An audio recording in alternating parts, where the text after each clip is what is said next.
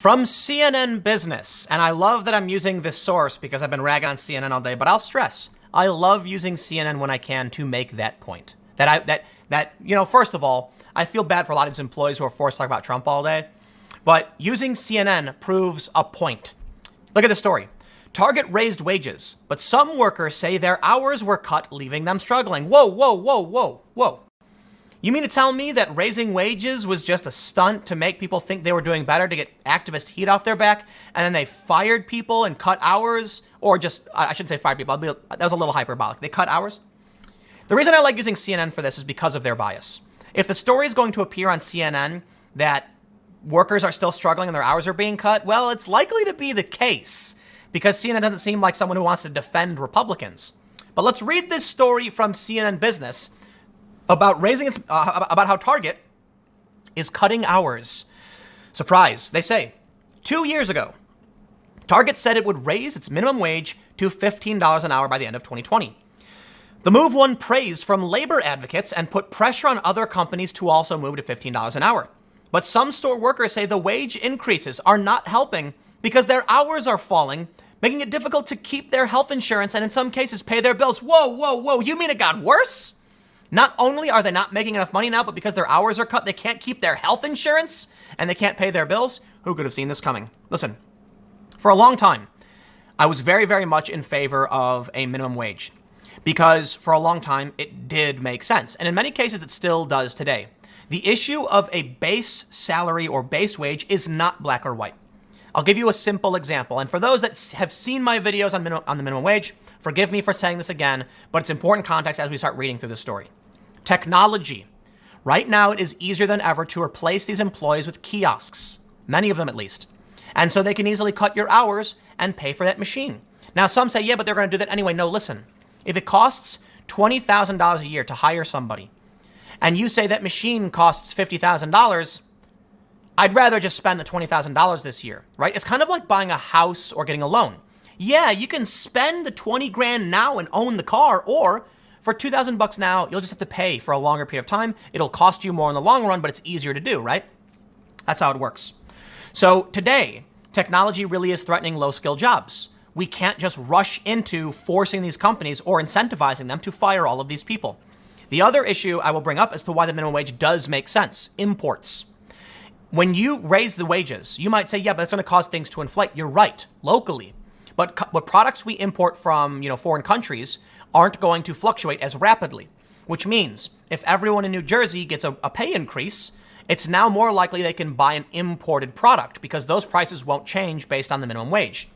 This is why national level minimum wages are actually kind of dangerous because then all the products you get from other parts of the country will just rapidly inflate. It's a complicated system and process. Sometimes makes sense. It does. And today, as of right now, it doesn't for a few reasons. They have the technology to not only get rid of your job, but to move their money overseas and make their business work elsewhere. And more importantly, as we're entering a digital economy, you can very easily run your business from a foreign country if you're producing a digital product that doesn't need to be physically located in the United States. That means they don't got to hire your people anymore. Let's read. CNN Business interviewed 23 current and former Target employees in recent months, including department managers, who say hours have been scaled back even as Target has increased starting wages. Many of these workers say the cuts, which come as Target's business is in its strongest position in more than a decade, have hurt them financially. CNN Business agreed to withhold the last names of several of the current employees and the city where the store is located so they could speak freely. So let me just tell you now, there is nothing you can do to force businesses to pay what you want them to. There are always going to be loopholes. Some companies will just close down and say it's not worth it if you push too hard. Or they'll say, fine, we'll pay more and give you less hours. And there are limits to what you can make a business do.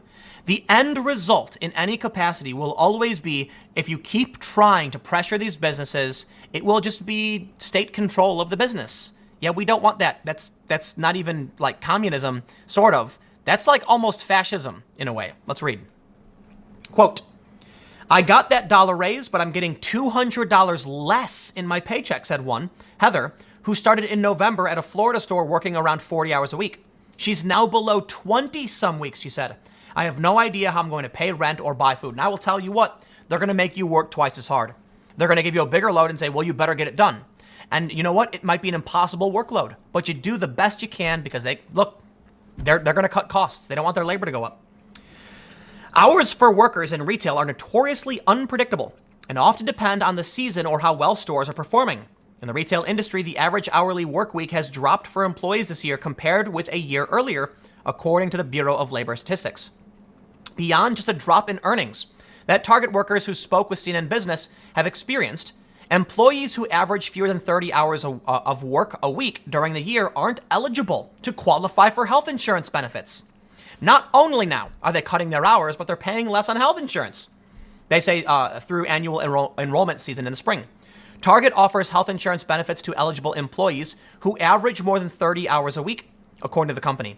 Target does not publicly disclose other requirements to qualify for health insurance benefits. Target worked me hard from mid-July of 2018 to February 2019, right before my medical coverage was about to kick in, said Karen Morales, a former Target employee in Diamond Bar, California. She was averaging around 35 to 40 hours a week, she said, and got a letter from the company in February with information about how to sign up for health insurance benefits. They cut my hours right then, and so I begged for hours and always went above and beyond. She quit in May after her hours plummeted to as little as 15 a week. I called in on May 1st and said, I can't come in today or ever again because I can't afford my daughter's daycare. You guys cut me really bad. Now let me just stop. And I'll give you my left-wing bona fides. We cannot allow this. That is unheard of. A company will incentivize you and say, once you reach this threshold, we're going to give you this benefit. And then as soon as you get there, cut your hours so you can't. To me, that's fraud. When you tell someone after 90 days, we give you health insurance, you work here full time, 90 days, you're going to get health benefits. Come on, come over. They do. And after 90 days, you say, sorry. She was there for like a year, right? The point is, if you promise someone something and then flip on them, that is disgusting and despicable. And I believe you deceived them. It's complicated though, because what can you do to stop a business from doing that? They can fire you. This is why I do believe in labor protections. This is why I do believe employees must have rights. And it's why I'm a huge fan of collective bargaining. Unfortunately, collective bargaining becomes unions. Unions become corrupt, and they don't get the job done. It is a complicated system. Guess what? Haha, Tim's a centrist. Get it? I think there's a lot of really powerful, important things that come from labor rights movements. And then eventually you end up with corrupt unions that don't do anything. And you end up with weird laws that prevent the unions from actually doing anything in the first place. So here we can see the problem isn't just the minimum wage. It's actually Target saying, hey, well, you could argue it is. You could argue that because of the wage hikes, they cut her wages. Because let's look at it this way. They say 2 years ago, they said it's going to raise its minimum wage to $15 an hour by the end of 2020. There you go. So here's what happens. In July of 2018, she starts working. A year goes by, or just under a year. And now they have to start increasing wages because it's a gradual process, and they cut her hours to make up for that. You know what? Maybe they shouldn't. Maybe they can't.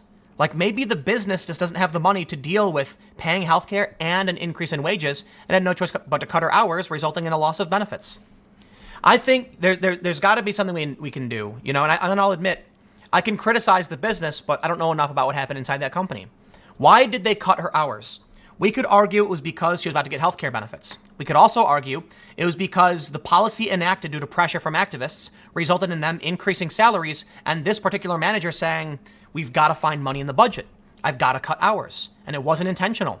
This could very well just be, as CNN is trying to frame it, a massive backfiring. And I believe that's actually more likely. I do. But I'll admit, man, I'll be the first to admit these businesses absolutely will try and screw over their employees. Come on, let's be real. A spokesperson for Target would not address specific employee records, such as Morales's, but did confirm that the store she worked at slightly decreased its payroll and workers' hours from 2018 to 2019. And there it is. It wasn't an individual case. According to the store, if we're to trust them, everyone took a hit. I bet it's likely that as they were increasing those salaries, they said, just because we're paying more doesn't mean we have more money. Let's say you have $100 and you're saying to somebody, I'm going to pay you $100 per hour, $20 an hour. You can afford 5 hours. You need your lawn mowed. Someone then says, that's not fair. You should pay them $20 an hour. And to avoid the activists, you say, fine. I'm sorry, that you were paying $20 an hour. They say you should pay, $33 an hour. Well, now you can only afford 3 hours because you still only have $100. So you say, fine. And then as soon as the person's 3 hours are done, you're like, bye. And they're like, but wait, I was supposed to work 5 hours today. Nope, sorry, we can't afford it. And so they never finished. Anyway, that's the point. I can't believe I've already talked this long on this issue. I do try to keep these stories shorter, so I'll just make that point, right? A spokesperson for Target said the overall payroll hours at Beecher's store have increased more than 7% year to date. Target declined to say whether the average hours for employees at the store has increased this year. So let me just end by saying this. These activists don't look at the ramifications. They don't think about what the results will be. I can raise your money, I can raise your pay, but if I only have a finite budget, how can I'll cut your hours to make up for them. Money doesn't exist. They seem to think there's a pool of money, an infinite pool of money. I get it, man. Sometimes these people make a ton of profits, these companies. But you also have to recognize that a company with, say, 100,000 employees, what? You do $1 an hour, you're increasing 40 times 100,000 times $1. You see how that works? It doesn't spread out enough.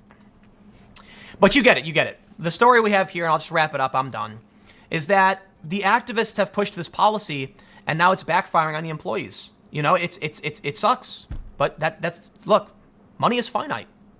I'll see you all tomorrow at 10 a.m. Podcast at 6:30. Thanks for hanging out. Adios.